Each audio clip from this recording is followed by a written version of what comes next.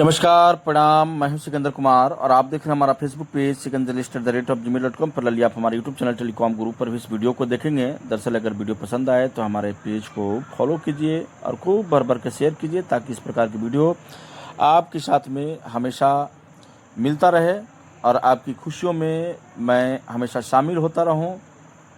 चलिए, यह जो तस्वीर है, यह जो आप विजुअल देख रहे हैं, यह है हंटरगंज स्थित नावाडीह छठ घाट का। और यह छठ घाट जो है, जाहिर सी बात है, आप सभी माँ निरंजना का आपने नाम सुना होगा। माँ निरंजना का यह पावन नदी और पावन धारा में हम सब मौजूद हैं। और यह जो प्रकृति का जो आप स्वरूप देख रहे हैं वह अद्भुत है, दिव्य है, क्योंकि शाम का समय है और भगवान अस्ताचलागामी भगवान सूर्य को लोग अर्घ्य देते हैं। यानी जिसको कहते हैं ना कि लोग जो हैं उगते हुए सूर्य को अर्घ्य देते हैं, लेकिन यहाँ पर लोग डूबते हुए सूर्य की उपासना करते हैं, पूजा करते हैं। यानी कि छठ की महत्ता आप समझ सकते हैं कि किस प्रकार से इस महत्ता का व्याख्या किया गया है कि लोग डूबते हुए सूर्य को भी अर्घ्य देते हैं।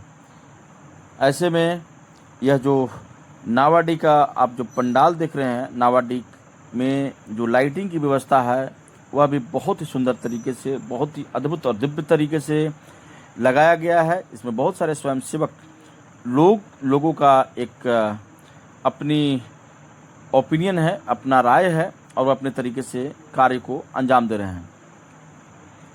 महिलाएं जो हैं वह छठ घाट पे उस जो टोकरी है, जो दौरा है, उस दौरा को उठा रखे हैं और तैयारी चल रही है।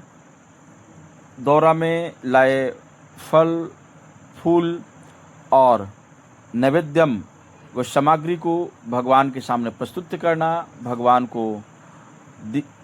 के सामने प्रस्तुत करना एवं भगवान को समर्पण करना। हे प्रभु, सारा के सारा ये सारी चीज़ें आपके ही द्वारा निर्मित है, आपके ही इस प्रकृति से हमने उन चीज़ों को उठाया है और आज मैं उसका कुछ हिस्सा मैं आपको समर्पण करता हूँ। हे नाथ, हमारी समर्पण को आप स्वीकार कीजिए और हमारा कल्याण का मार्ग प्रशस्त कीजिए।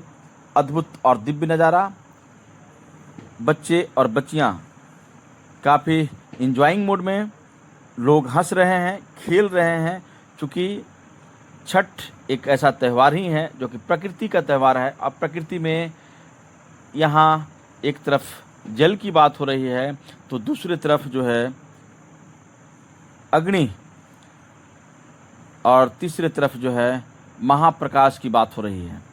बहरहाल, चलिए मैं अब आपको छठ से संबंधित कुछ पौराणिक कथा को आपके साथ में रखता हूँ। उसको ध्यानपूर्वक आप सुनिएगा और जीवन में उसे आप अपने ज़रूर लागू कीजिएगा ताकि आपका उसका फ़ायदा आपको मिल सके।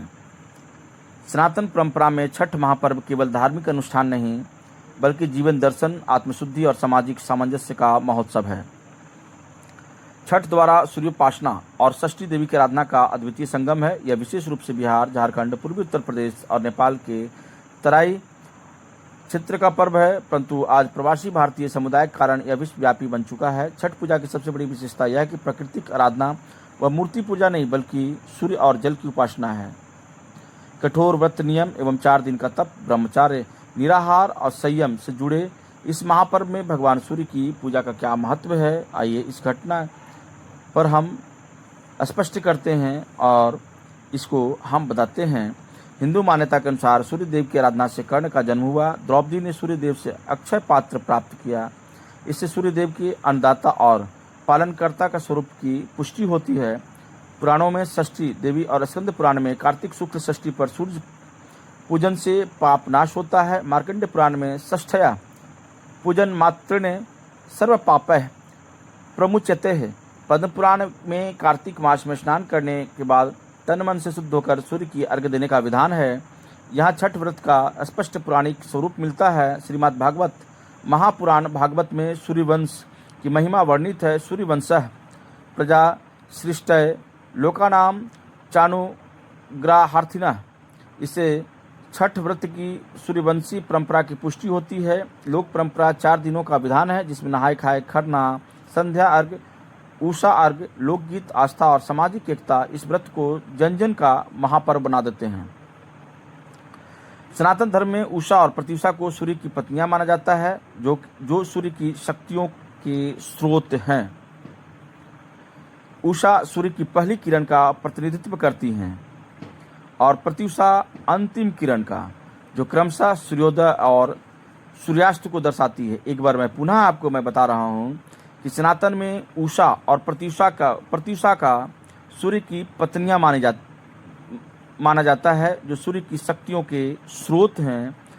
जब उषा सूर्य की पहली किरण का प्रतिनिधित्व करती हैं, उषा जो हैं सूर्य की पहली किरण का प्रतिनिधित्व करती हैं, और प्रत्युषा अंतिम किरण का, जो क्रमशः सूर्योदय और सूर्यास्त को दर्शाती है।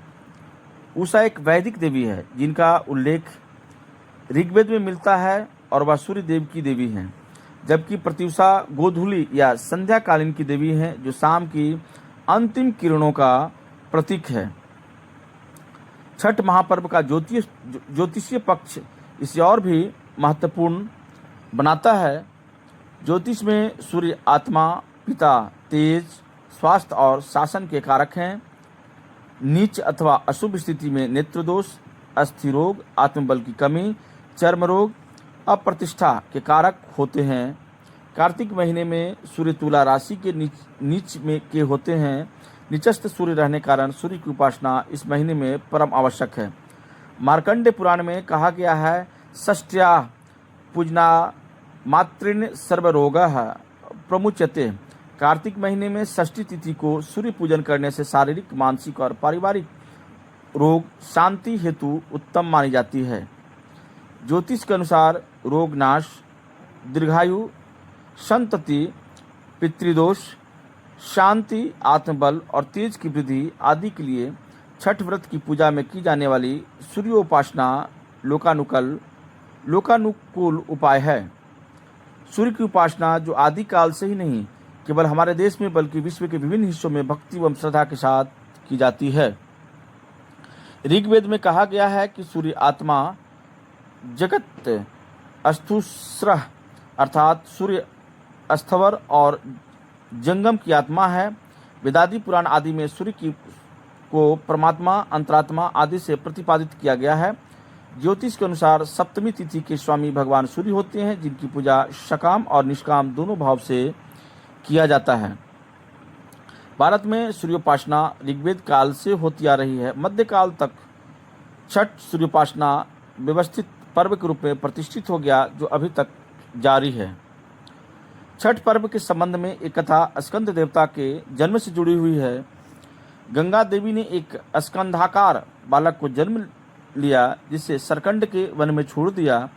उस वन में 6 कृतिकाएं निवास करती थी। उन सभी ने स्कंद का लालन पालन किया, इसी कारण स्कंद नाम पड़ा। ये कृतिकाएं कार्तिक की षष्ठ माताएं कहलाईं, जिन्हें हम छठ माता या षष्ठी मैया कहते हैं।